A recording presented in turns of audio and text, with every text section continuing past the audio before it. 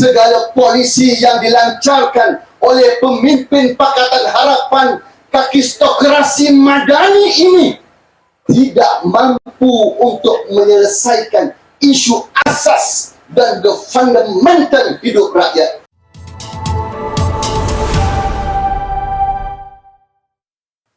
Yang berbahagia, kekanda saya Faiz Al-Hadari atau dengan nama popularnya Papa Berry, seorang aktivis rakyat. Siapa yang menyentuh rakyat, siapa yang menzalimi rakyat, siapa yang membuat jahat kepada rakyat, disitulah adanya Faiz Al-Hadari atau Papa Berry. Jadi maknanya tuan-tuan, kalaulah Papa Berry ataupun Faiz Al-Hadari ini ada di Shah Alam pada malam ini, maka tuan-tuan tahulah isu besar sedang melanda negeri Selangor ini. Dan insya-Allah saya yakin beliau akan kupas sehingganya secicik kuman segala isu yang ada di negeri Selangor ini pada malam ini. Tak dilupakan kepada kekanda saya juga, Tuan Farizal Yusof, seorang pengamal undang-undang, peguam rakyat yang sering kali keluar di kaca mata TV, di portal-portal berita arus perdana, memberikan pencerahan kepada rakyat dalam isu-isu perundangan, isu-isu perlembagaan, menjadi tukang rujuk pakar kepada rakyat Malaysia, yang mana beliau juga merupakan hari ini ahli jawatan kuasa harian Badan Perhubungan PAS Negeri Selangor selaku Ketua Penerangan PAS Negeri Selangor. Orang macam Tuan Farizal Yusof ni, sesuai kalau dia duduk dalam Dewan Undangan Negeri atau duduk dalam Dewan Rakyat di Parlimen, orang yang berdebat dengan hujah ini, kita kena hantar dia duduk dalam Dewan Undangan Negeri. Biar bukan sekadar setakat terpinga-pinga. Saya rasa kalau beliau duduk dalam Dewan Undangan Negeri ini, insya-Allah kita yakin Yang Amat Berhormat Menteri Besar bersama dengan sekutunya para esko mungkin tak mampu nak berdiri di Dewan Undangan Negeri itu. Jadi tuan-tuan, tidak dilupakan juga kepada Ketua Pemuda PAS Shah Alam, pimpinan-pimpinan Pemuda PAS Shah Alam, pimpinan-pimpinan pemuda kawasan PAS Shah Alam, rakan-rakan pimpinan masyarakat yang berada di luar sana, ayahanda, guru-guru, asatizah, ibu-ibu dan juga ayah-ayah, abang-abang dan juga kakak-kakak yang mendengar suara kami pada malam ini. Hari ini, pada malam ini saja, kita menggerakkan siri jelajah penerangan isu rakyat ini di 3 kawasan. Pada malam ini di Shah Alam, sedang berjalan juga di Kuala Langat penerangan isu rakyat, sedang berjalan juga di Kapar penerangan isu-isu rakyat. Kami pemuda PAS Selangor abadikan tenaga kami, masa kami, wang ringgit kami. Insya-Allah kami akan jelajah ke seluruh pelosok negeri Selangor ini, ke setiap dun yang ada, ke setiap parlimen yang ada. Tuan-tuan jangan risau, tuan-tuan duduk dan dengar. Insya-Allah kami akan berikan pencerahan satu persatu kepada tuan-tuan dan puan-puan tentang bala apakah yang sedang menimpa negeri kita yang bertuah pada hari ini. Tuan-tuan, hari ini minggu yang terakhir bagi bapa-bapa dan juga ibu-ibu yang sedang mempersiapkan anak mereka untuk masuk ke sekolah minggu hadapan.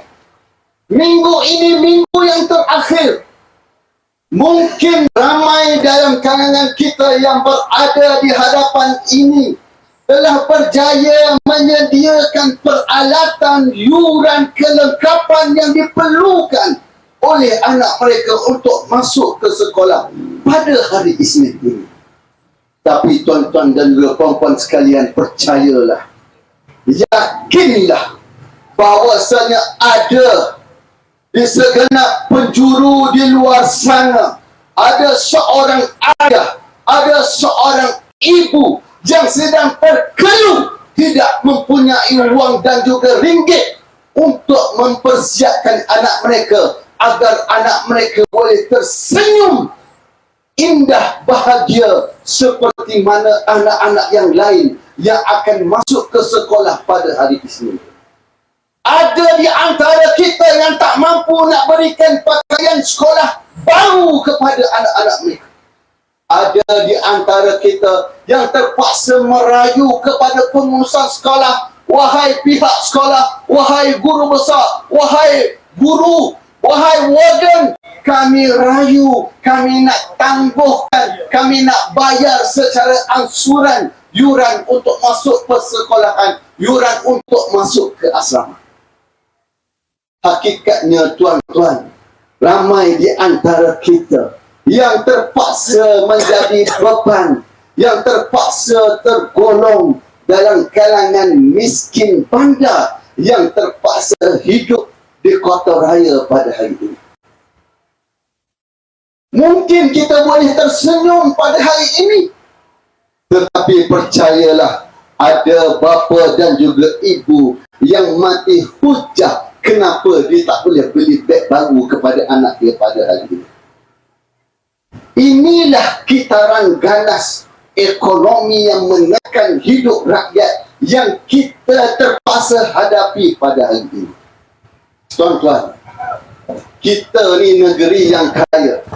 Selangor ini digembar-gemburkan sebagai pusat perdagangan ekonomi negara.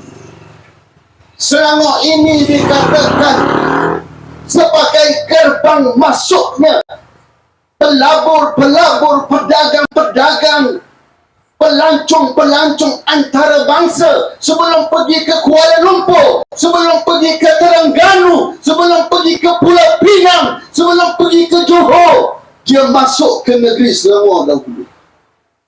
Selangor ini dikatakan sebagai negeri yang kaya, yang konon-kononnya mengundang kepada KDNK, antara negeri yang terbesar kepada negara kita. Tetapi tuan-tuan percaya tak? Tuan-tuan tahu atau tidak? Rakyat di negeri yang kaya ini, rakyat yang dikatakan sebagai negeri tunjang kepada ekonomi negara ini, terpaksa hidup susah dengan kerasnya hidup dan juga besarnya tekanan ekonomi ke atas kehidupan keluarga mereka. Data yang terkini daripada Department of Statistics Malaysia mengatakan indeks kesejahteraan sosial rakyat negeri Selangor ini menurun daripada kadar 2.1% kepada 0.7%. Maknanya apa?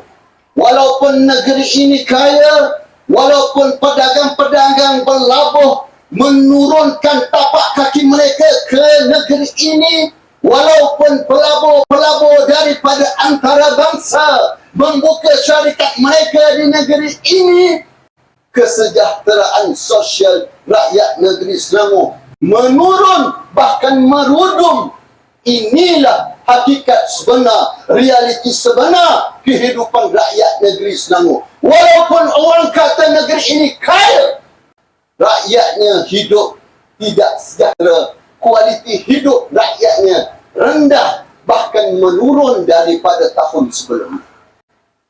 Pada masa yang sama, dalam isu kesejahteraan sosial rakyat negeri Selangor ini, dalam aspek kesihatan rakyat, dalam aspek keselamatan hidup rakyat, mencatatkan kadar pertumbuhan negatif, bukan sekadar sifar tetapi negatif. Maknanya apa tuan-tuan? Segala program yang dibuat oleh kerajaan negeri Selangor ini, segala polisi yang dilancarkan oleh pemimpin Pakatan Harapan kakistokrasi madani ini tidak mampu untuk menyelesaikan isu asas dan fundamental hidup rakyat yang mencari rezeki dan membesarkan anak-anak mereka di negeri Selangor ini. Mungkin kita tergolong dalam kalangan yang bertuah, yang boleh bangun pagi tersenyum, yang boleh memandang anak kita tanpa rasa segan dan silu. Tetapi percayalah, data tidak pernah menipu, nombor tidak pernah menipu. Yang menipu hanya pemimpin yang menjanjikan bulan dan bintang ketika mana musim pihak. Inilah realiti sebenarnya.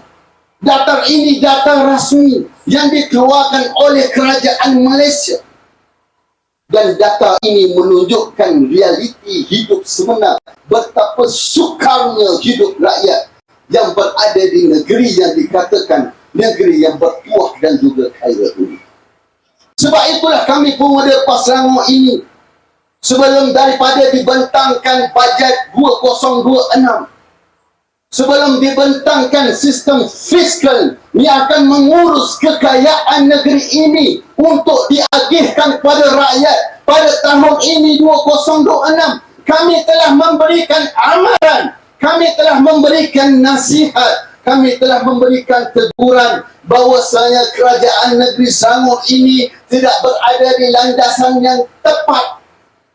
Kekayaan yang berada di Shah Alam, di pusat pentadbiran negeri ini, tidak diagihkan dengan saksama kepada rakyat yang berada di bandar, yang berada di pinggir bandar, yang berada di luar bandar. Ini tidak adil.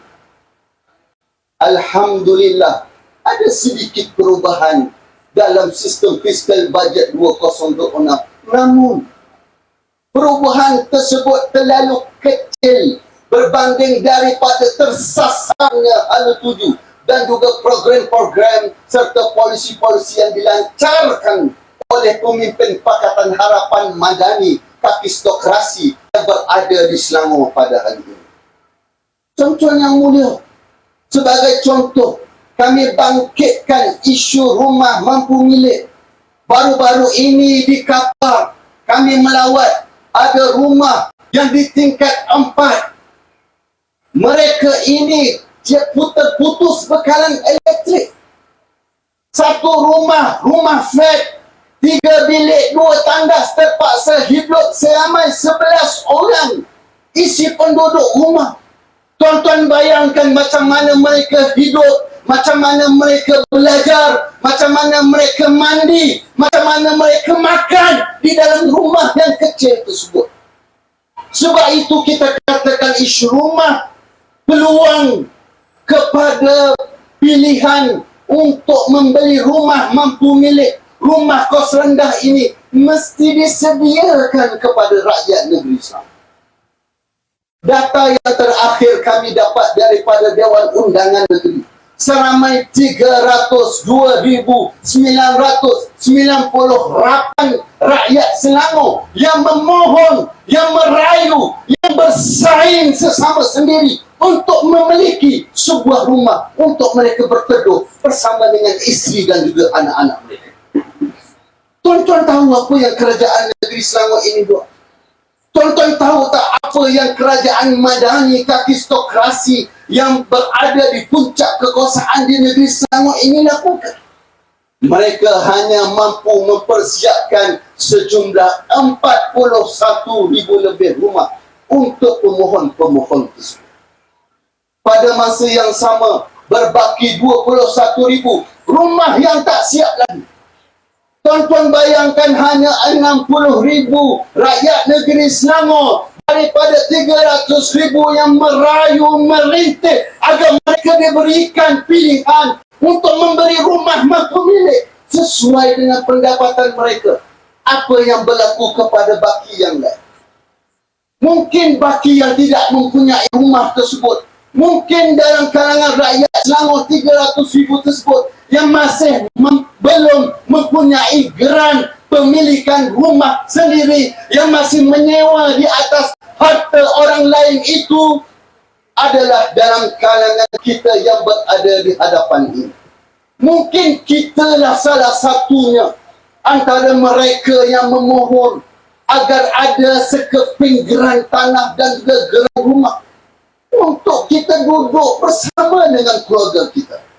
Namun negeri yang dikatakan kaya ini tidak mampu untuk menyelesaikan isu rumah mampu milik yang menjadi asas kepada hidup dan juga kualiti hidup rakyat negeri Selangor yang ada pada hari ini. Tuan-tuan yang dirahmati Allah SWT sekalian, sebab itulah kami ini tidak henti-henti. Kami nak bagi tahu pencerahan kepada rakyat bahawasanya rakyat negeri Selangor ini berhak untuk mendapat kualiti hidup yang lebih baik daripada apa yang kita dapat pada hari ini. Sebab itulah Parti Islam se-Malaysia PAS yang berada di negeri Selangor ini, kita lancarkan kempen Selangor Deserve Better, kerana kita yakin, kita tahu dan kita percaya negeri ini kaya. Namun kekayaan tersebut mesti diagihkan secepatnya, mesti diagihkan segera kepada seluruh rakyat yang ada di negeri Selangor ini. Tuan-tuan yang mulia, hari ini saya yakin kita semua tahu, kita semua baca dan kita semua dengar titah ke bawah duli Yang Maha Mulia Sultan. Hari ini titah yang dikeluarkan ini bukan titah yang pertama. Titah yang menggambarkan kekecewaan, kehampaan baginda. Bahkan dilaporkan daripada portal berita bernama titah Tuanku Sultan Selangor yang mengatakan beta muak dengan apa yang berlaku di negeri Selangor. Isu sampah kotornya negeri Selangor ini, gagalnya mengurus sisa pepejal dengan baik oleh negeri Selangor ini ditegur oleh Sultan. Isu hari ini saya nak sebut dengan penuh berakhlak, isu kinzir serta kandang ini. Isu infrastruktur, isu banjir dan seluruhnya. Saya bukan nak mempergunakan nama Sultan, tapi tuan-tuan tahulah apabila Sultan sendiri terpaksa menyebut secara terbuka untuk meminta kerajaan negeri Selangor ini selesaikan segera, maka maknanya apa? Kalaulah kerajaan ini bukan kerajaan yang buruk, kerajaan yang gagal, apa lagi yang kita nak berikan nama kepada kerajaan ini? Saya percaya, saya yakin Tuanku Sultan kecewa dengan prestasi kerajaan negeri Selangor yang ada pada hari ini. Maka oleh itu tuan-tuan, tuan-tuan tak perlu risau, tuan-tuan tak perlu rungsing, tuan-tuan tak perlu pening kepala. Urusan untuk mencerahkan rakyat, agenda pencerahan di seluruh pelosok negeri Selangor ini, kami ambil tanggungjawab. Pemerintah PAS Selangor berjanji kami akan pusing, kami akan jelajah ke seluruh negeri Selangor ini, memberikan pencerahan, mendedahkan kegagalan dan memastikan kita akan gunakan kuasa politik kita dalam PRU 16 yang akan datang.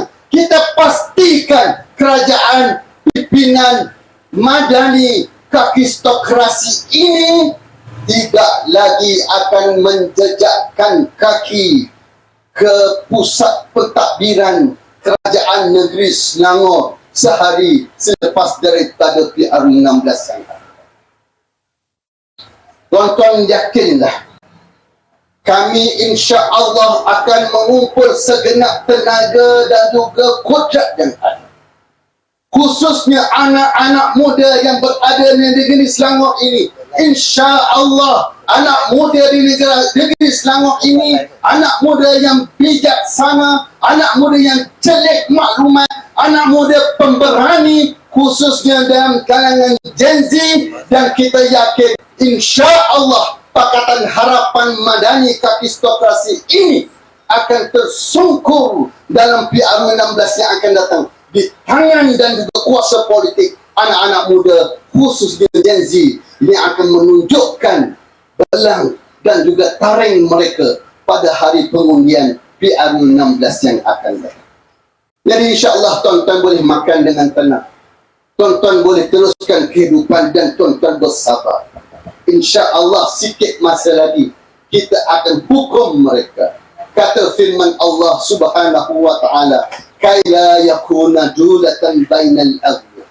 Pesan Allah Subhanahu wa taala, kamu kena pastikan ambil tanggungjawab ini sebagai khalifah di atas muka bumi ini. Pastikan kekayaan, hasil mahsul, pendapatan negeri yang tinggi ini tidak hanya berputar dalam kalangan mereka-mereka yang tertentu sahaja, khususnya orang-orang yang kaya. Dan kita akan pastikan segala program-program polisi-polisi yang dibuat oleh kerajaan Madani Kapistokrasi yang gagal dan terbukti gagal pada hari ini, kita akan rombak dan kita akan lakukan agenda islah dan juga reform agar kekayaan tersebut dapat diagihkan segera kepada rakyat, sama ada yang berada di bandar, sama ada yang berada di pinggir bandar, ataupun yang berada di luar bandar di kampung-kampung sana. Jadi insya-Allah tuan-tuan yang mulia, kami tidak akan berhenti di sini saja. Akan ada susunan gerak kerja yang lebih besar daripada ini. Kami mulakan permulaan tahun 2026 ini dengan jelajah siri penerangan tentang kegagalan bajet 2026 yang dibentangkan oleh Yang Amat Berhormat Menteri Besar di negeri Selangor ini, dan insya-Allah gelombang penolakan akan lebih besar daripada bulan ke bulan, khususnya kemuncaknya pada PRU 16 yang akan datang.